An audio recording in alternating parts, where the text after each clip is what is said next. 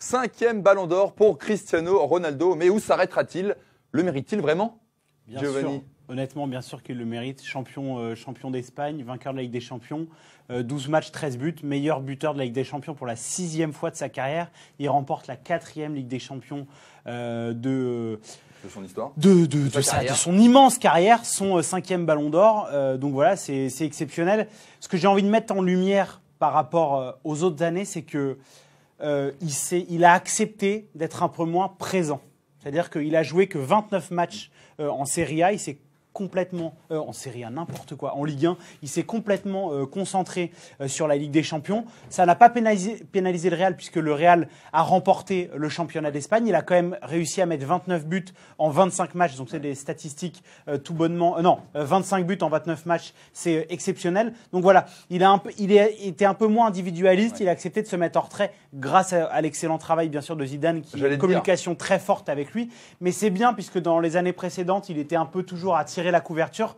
Là, c'est la preuve d'un joueur qui sait qu'il est un peu moins fort. Il s'est vachement recentré, un peu plus buteur, moins ailier. Donc, il a fait preuve d'intelligence dans son jeu, savoir se remettre en question avec la carrière qu'on a. C'est très fort. Picage, d'accord avec ça? Oui, je suis complètement d'accord avec tout ce qu'a dit Giovanni. L'analyse est très juste. Il est à son âge, il vieillit, il s'adapte. Voilà, il s'adapte. On peut plus faire les mêmes courses, on peut plus faire les mêmes efforts, on peut plus faire les mêmes différences. Et donc, il s'est positionné, il a accepté son rôle de buteur, de mec qui tourne, qui touche moins la balle, qui participe moins au jeu, qui est plus en rôdeur, voilà. Et moi, de toute façon, ça m'épate de gagner et d'y retourner l'année d'après. Je veux dire, à un moment, moi, j'en aurais marre. Bah, eux, ils en ont... De toute façon, j'ai rien gagné. Et j'en ai déjà eu marre. Donc, d'y retourner, quoi. Tu t'es en vacances.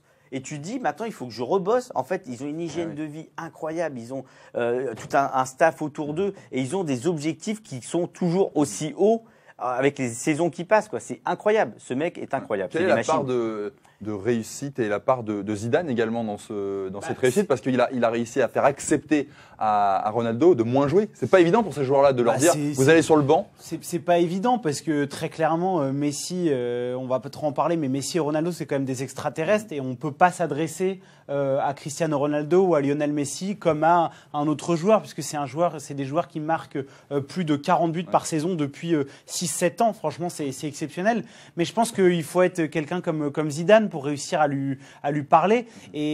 Mais ok, Zidane a fait quelque chose de très bien, mais je voudrais vraiment insister sur Cristiano Ronaldo, parce que je pense que Zidane a eu son importance, mais c'est parce que aussi Ronaldo le voulait. C'est des mecs, en fait, ils sont obsédés par un truc, c'est gagner.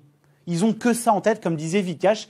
Pour moi, c'est un robot Ronaldo. Il veut gagner. Comment je dois faire pour gagner? Ok, il faut que je fasse moins de courses, que je joue comme ça. Pas de problème, je vais gagner. Et trop souvent... Mais l'intelligence de l'accepter. Oui, mais c'est pas simple, ça, trop souvent, et j'ai été le premier à critiquer Ronaldo pour son individualisme, mais en fait, c'était pas de l'individualisme, c'est qu'il était persuadé qu'en étant si fort, si dominant, il pouvait faire gagner. Mais là, il a vu qu'on pouvait gagner autrement, et il a accepté. Donc ça prouve que c'est un mec qui est obnubilé, pas par lui, mais par la victoire. Oui, en sachant que personne ne peut gagner seul. On a besoin d'une équipe, et même quand il était encore plus présent dans les résultats, enfin dans la performance, il avait une équipe autour de lui. On ne peut pas jouer sans équipe. Mais il n'aurait pas accepté ça peut-être à 25 ans, même venant de Zidane. Totalement, évidemment. C'est ça le truc, c'est que Zidane arrive à un moment où c'est entendable pour Ronaldo. J'ai 30 ans, j'ai 31 ans, j'ai 32 ans. Tu vas décliner, j'ai décliné, moi Zizou. Moi aussi, à un moment, il a fallu que je partage le jeu avec les autres. Et il a eu... Zidane a les bons mots qui sont entendables au bon moment. Et ça marche.